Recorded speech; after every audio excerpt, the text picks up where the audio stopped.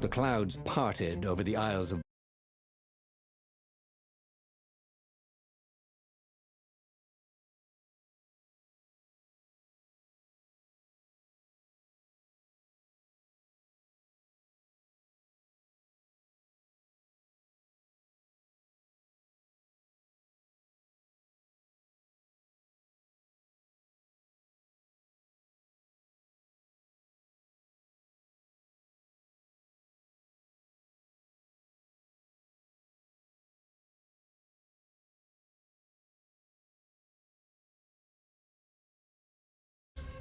It was time to choose. The rebellion was in trouble. Ravens were scouting for the secret rebel base. They needed a game changer. Pieces of the Sky Ripper had surfaced. Renato knew that using it could go catastrophically wrong, but he was sure he could figure out how to use it safely.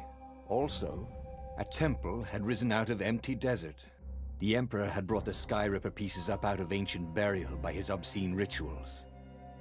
Could this be where the Iblis stone was hidden? Someone better get it before he does, thought Renato. On the other hand, his old friend Lupino needed rescuing. Lupino was no game changer, but could Renato really leave an old friend to the Ravens? The island was windswept desert. No one went there except ostriches and ostrich hunters.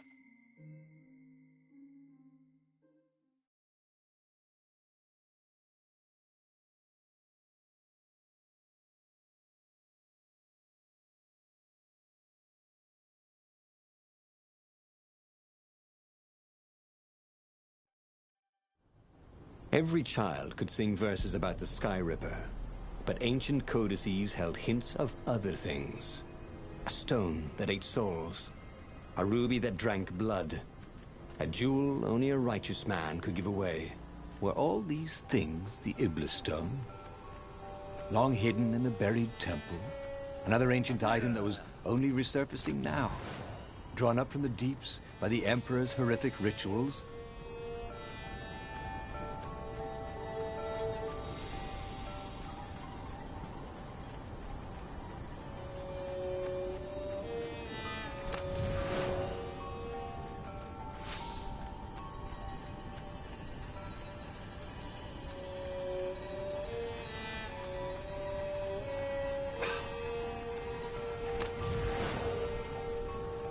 That ought to be enough for a proper sword, he thought.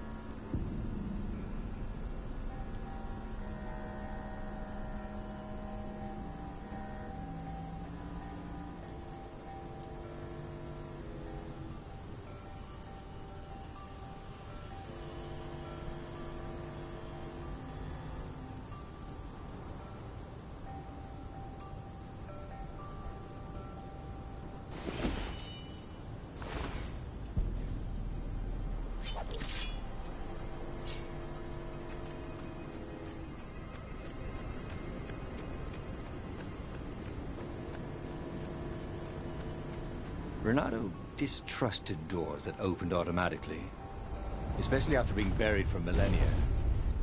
Was this some sort of trap?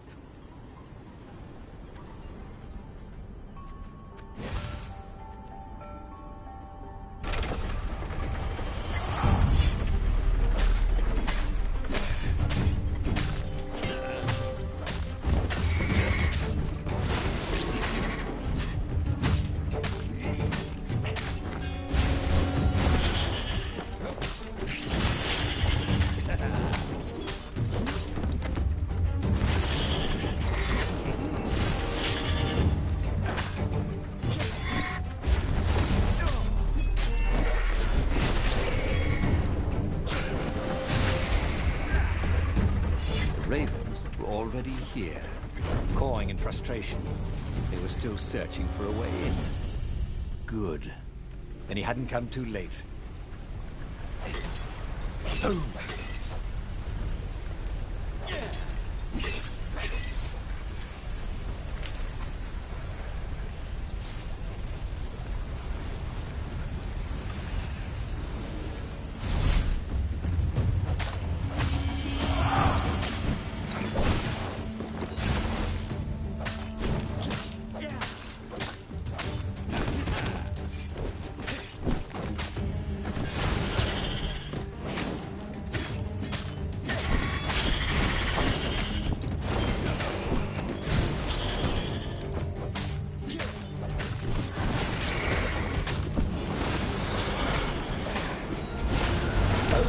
Really bring out your eyes.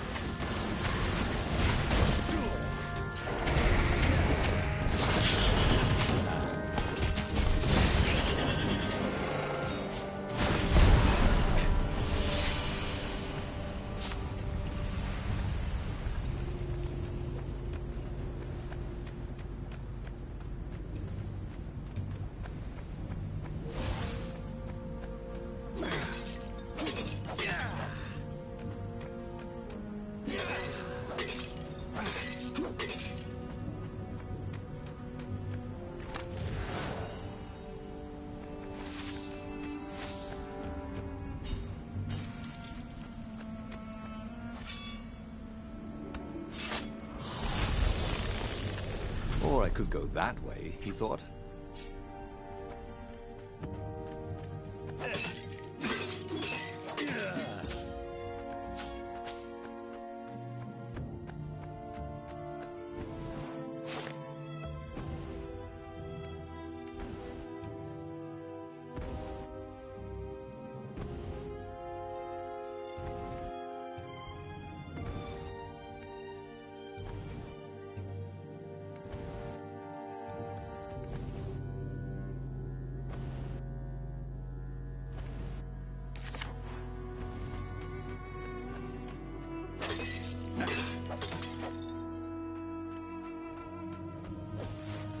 Wait, what?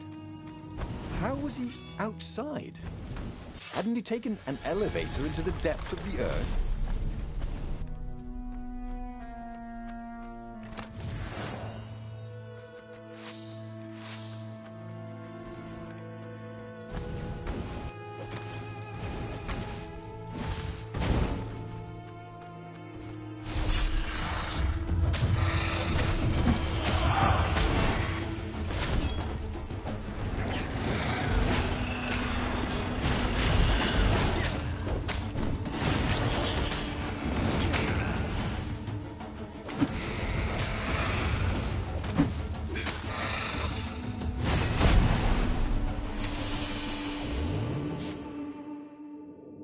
This would be the perfect place for a tic-tac-toe board.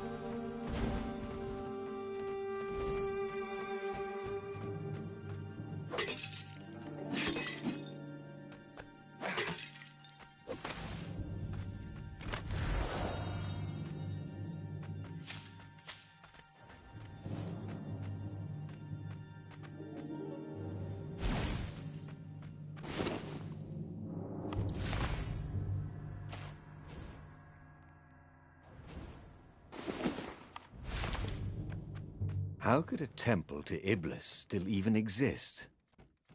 The Transcendent Emperor had destroyed all the shrines of the lost gods after exiling them. Had it been buried in that long-ago battle? Or had Iblis foreseen his fate and hidden it from his enemy?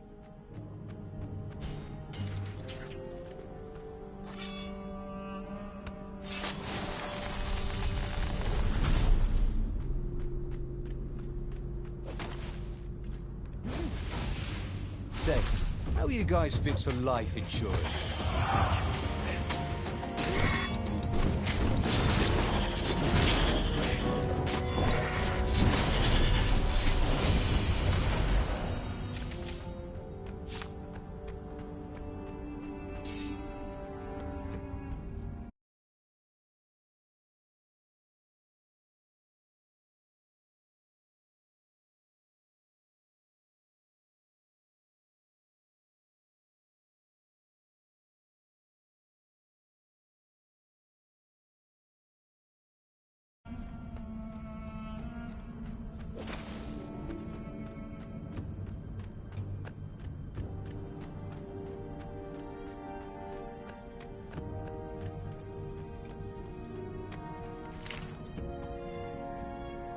Every day he was getting better and better.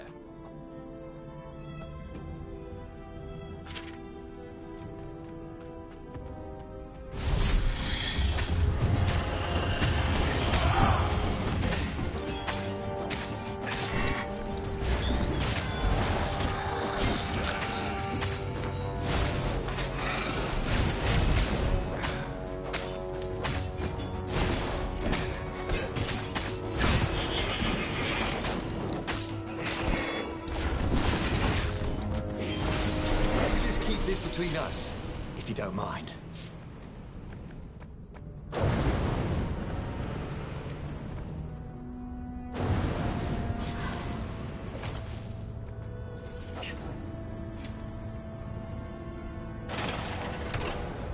The Ravens at least could not get past this point. Obviously, the temple builders knew how to deal with tomb raiders.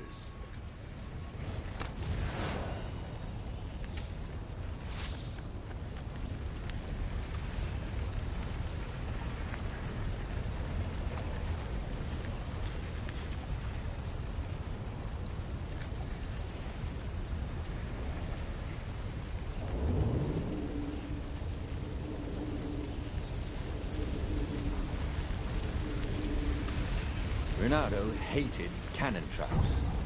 Also, who reloaded these things anyway? He never figured that part out.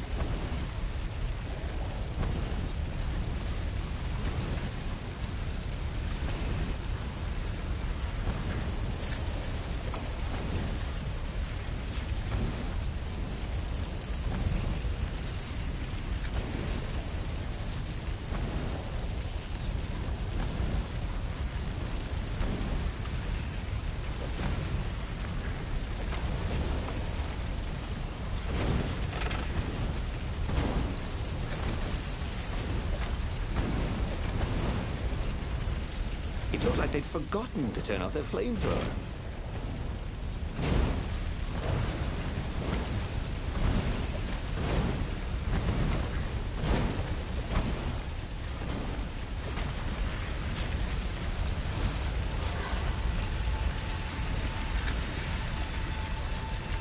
It was a stone of the purest, detected no light, like a void. Nervous, he picked it up.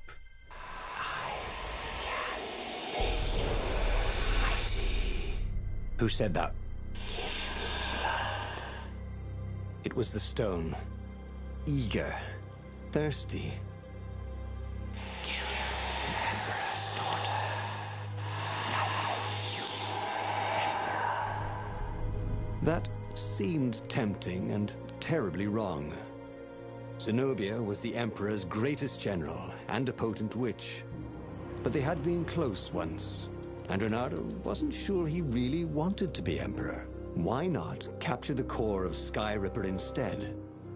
It was the eye of a lost god torn out by the transcendent Emperor to power his greatest weapon. What's the core? Said the stone anxiously. Give me death. But I will give you the power to do what you want. The stone bothered him. He hated being told what to do. Wasn't that why he joined the rebellion? Wasn't that why he'd refused to be a soldier? He'd agreed to come on board only if he could freelance. The stone felt a bit clingy. The sage Calaveras had told him where to find the Sky Ripper, a weapon capable of challenging the gods. Even without its armature, the core would still...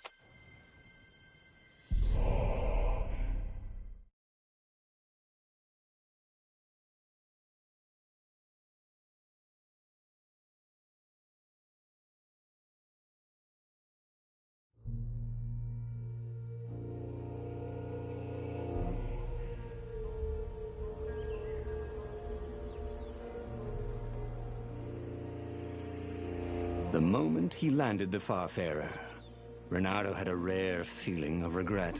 It's not too late, he thought. He could turn around and sail for Zenobia's island. He frowned. Wait a minute. He didn't want to kill Zenobia, did he?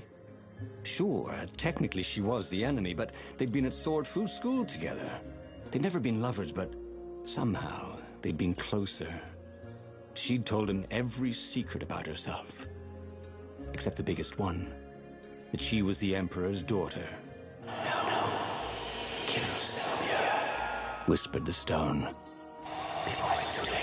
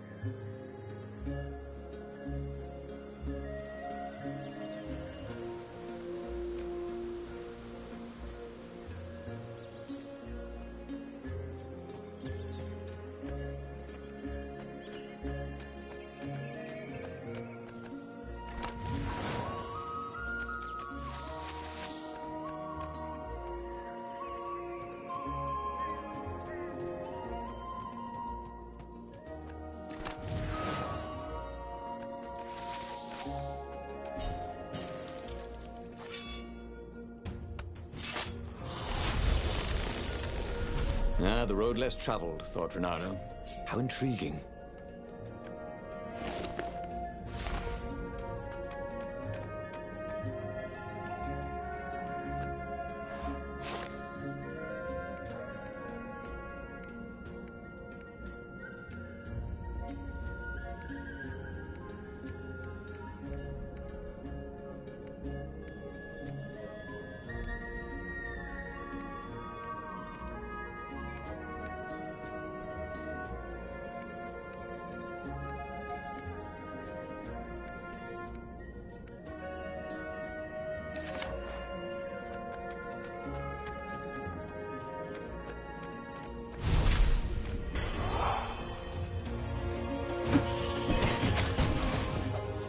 Can I borrow that?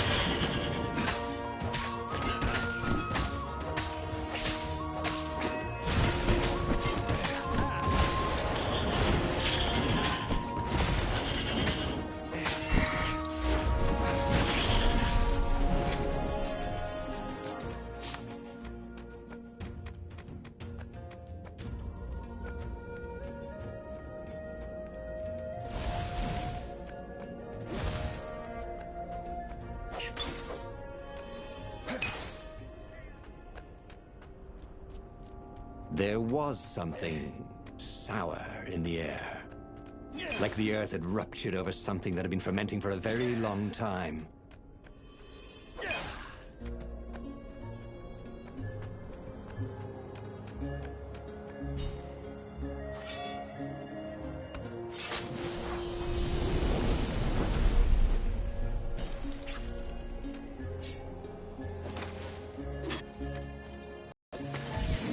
Never saw wild gogglers together like this.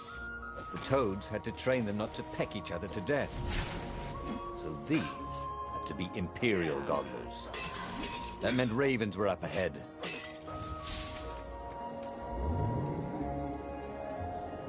The platform used a hybrid propulsion system fueled by anti-gravity and wishful thinking.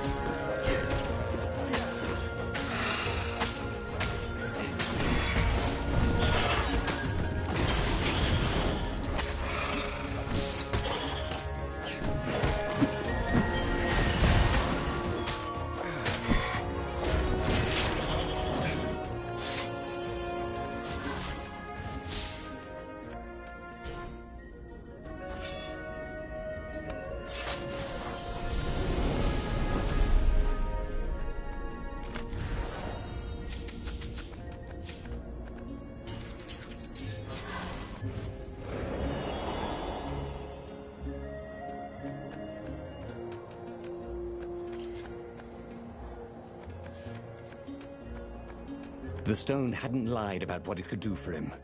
With each raven he cut down, he felt a jolt of power flowing into his arm. "You're weak," whispered the stone. "The call will kill you." "Are you afraid of it?" "No, don't be ridiculous," it chuckled. But it's unstable. It will poison you so much as carry it, and if you try to use it, it will explode catastrophically. Reynardo did not trust rocks that talked in his head. He went onwards.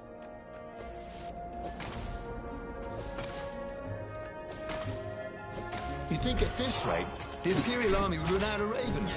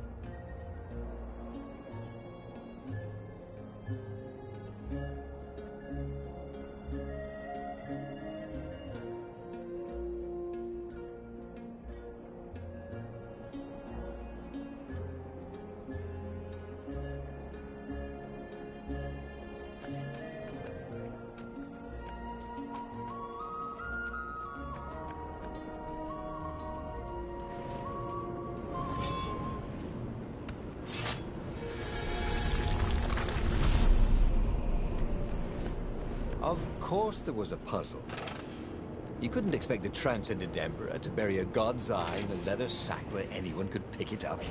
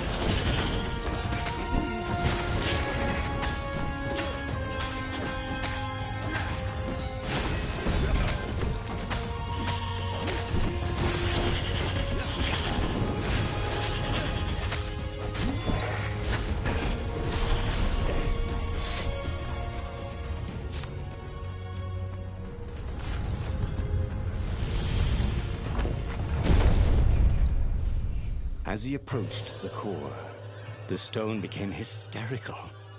No, it's too much power. We will rip a hole in space and time.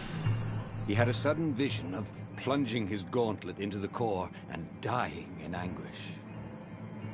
That wasn't his vision, was it? The stone had sent him its darkest fears, hadn't it? He had a sudden impulse to do exactly that.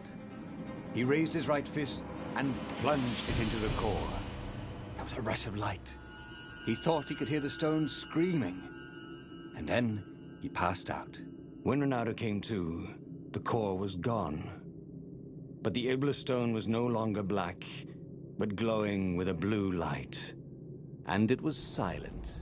"I can't hear you," he sang out, and "You?" It didn't answer. "Ha!" he said. He had defeated the demonic gem with the power of his mind. He felt invincible. It was time to attack the Imperial outpost on the Nexus. Take the battle to the enemy.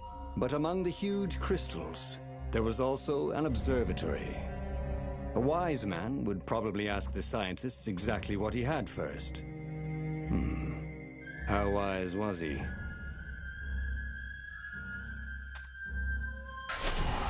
As the Farfarer sailed towards the Nexus, Bernardo wondered if the core had been created to silence the stone, or even to feed its hunger.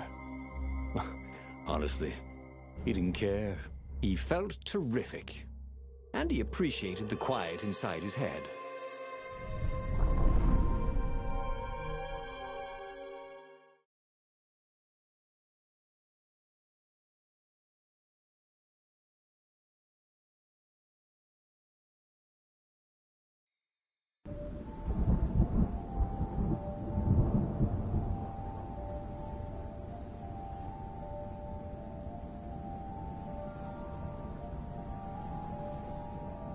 The Nexus was infested with ravens, but that didn't bother Ronaldo.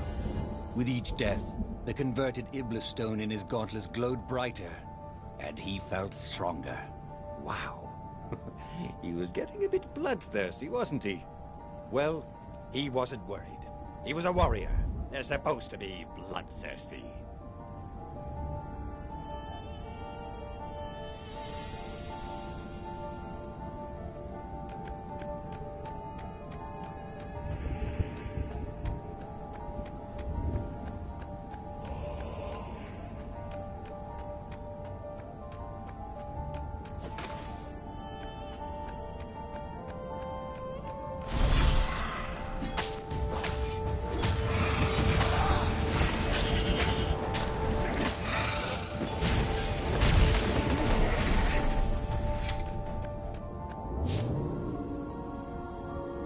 It was a bit windy up here.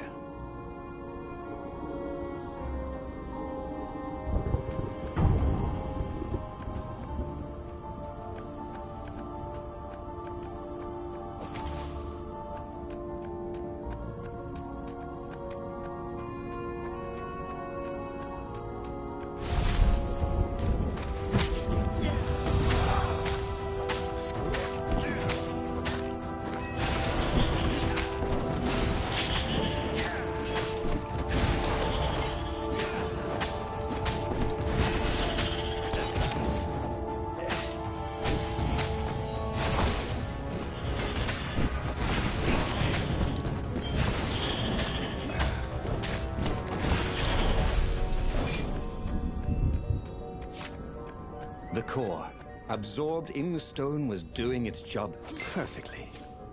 Renato could feel a little eldritch jolt every time he downed a raven, but then it flowed into the glowing stone the way water flows down a riverbed. It all felt perfectly natural, as if all his life, this was what he had been meant to do. The Nexus was a key node in the Empire's communications. From here, he could cut the Ravens off from all communications with the palace.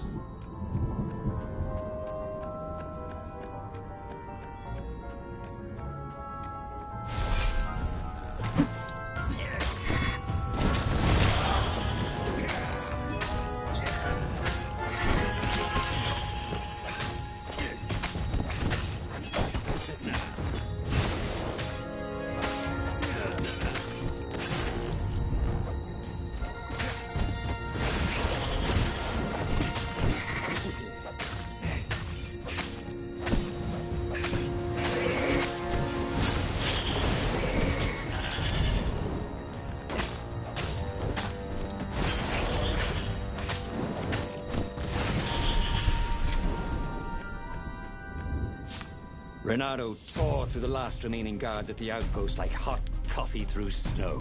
There was a far speaker toad here. He called the council speaker. He knew she would be thrilled. And she was. She wanted him to come back to base. They had plans to discuss, and a medal to give him. A large, golden medal. Great, said Renato. Let's talk about who else I can kill.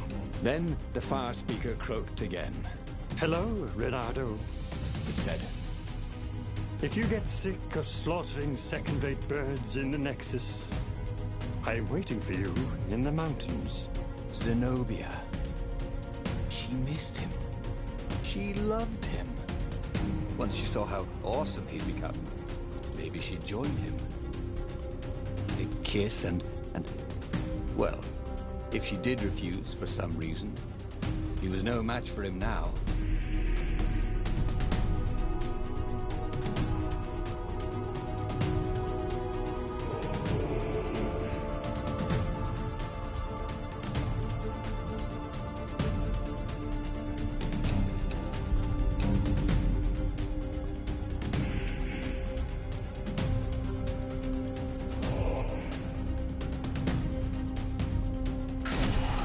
Zenobia was taunting him. No doubt she hoped to lure him into a trap, but it didn't matter, did it? He could fight his way out of any trap. He was invincible. This was gonna be fun.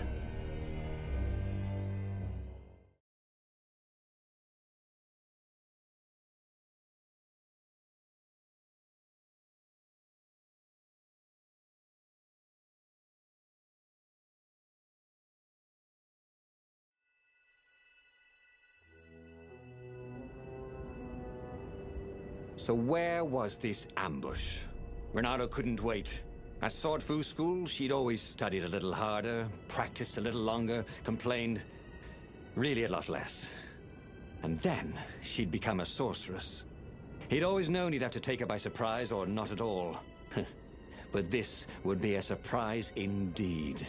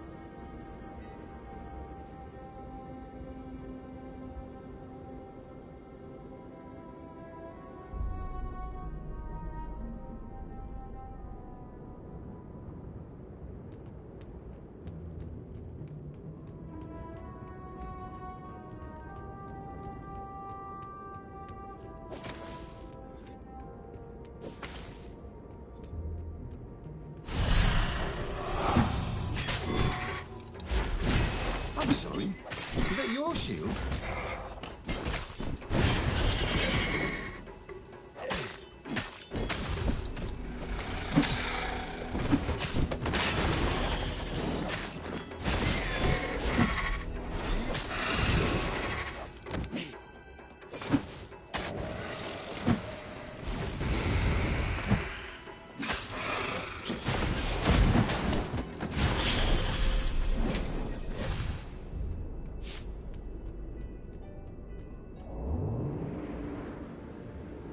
Good thing Renato didn't have vertigo.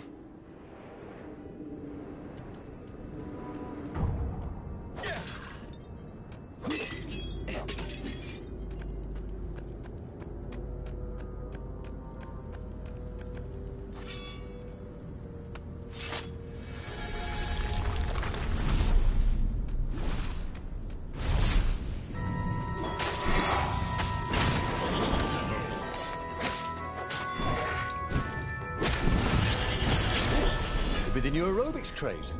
Am I right?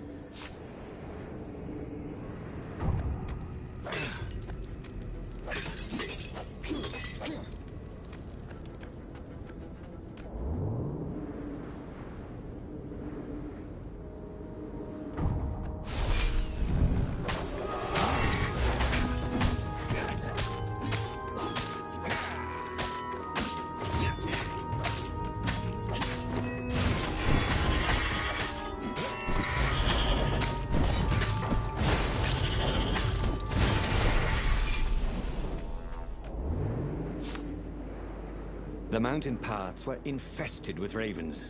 That was swell. Every time he cut one down, the stone glowed a little brighter. In fact, everything glowed a little brighter.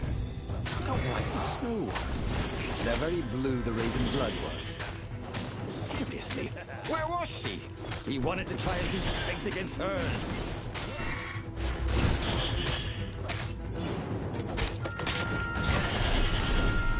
Already, Renato knew more than he ever had. But about what?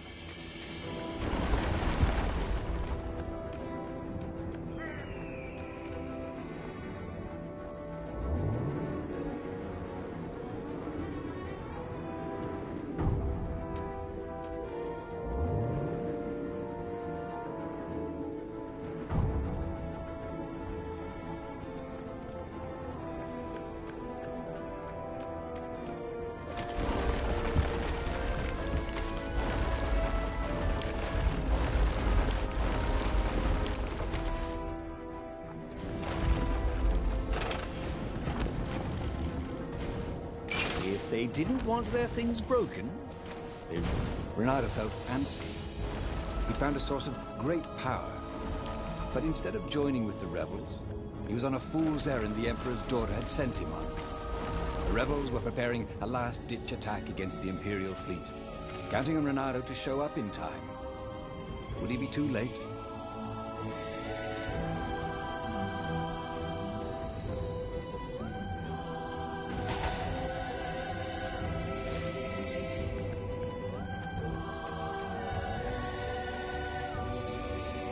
At the end of the path was Zenobia. I thought you were going to ambush me, he said, a little put out. I owe you better than that. I know how you feel about me, love. You want to join up with me, don't you? You got to admit, we'd make a great team. Of all the arrogant, ham-handed, half-assed, half-witted... Oh, come on. What else you here for? That, she said, as a dropship poured a bucket of green liquid on his head. Drowsy gas. You can't stop me with drowsy gas, Zenobia. My power's too strong. Zenobia? Where was she? When he awoke, he was staring up at the sky. Zenobia looked down at him, frowning. I probably ought to kill you, but that'd be a bit tawdry, wouldn't it? She was tossing the glowing stone from paw to paw. This is pretty. Zenobia! He shouted, and then he fell back into sleep. On the Farfarer, Renato drank his favorite headache remedy. But it did no good. Zenobia had beaten him again. Oh, he really should have listened to the Iblastone in the first place instead of messing around with the core. He had a bad feeling about the upcoming fight. But what kind of hero misses the final battle?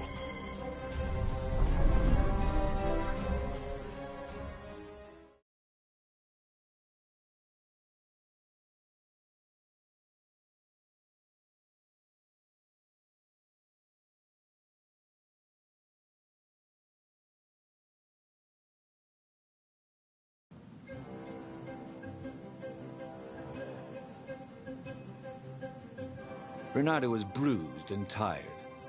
He wasn't looking forward to killing ravens. Didn't even seem scary. It felt like a chore, like sweeping the practice room at Swordfu School, which he'd done his best to leave for Zenobia whenever he could. What would she do with the glowing Iblastone? That should terrify him, shouldn't it? But he just felt dull and stupid as he carved his way towards probable doom.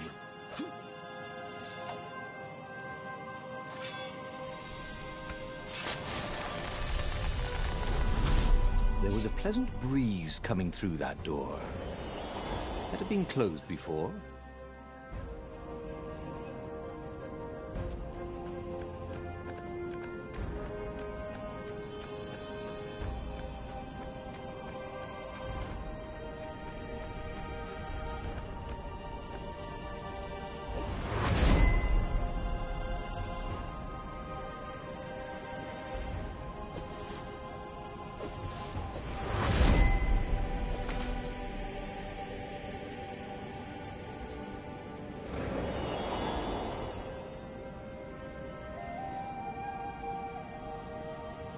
It was all so unfair. He'd wanted to protect himself, protect the world from the Iblastone's hunger for blood and souls. And all he'd done is get mugged. Next time he had a supernatural artifact that wanted tribute, he'd serve champagne and caviar.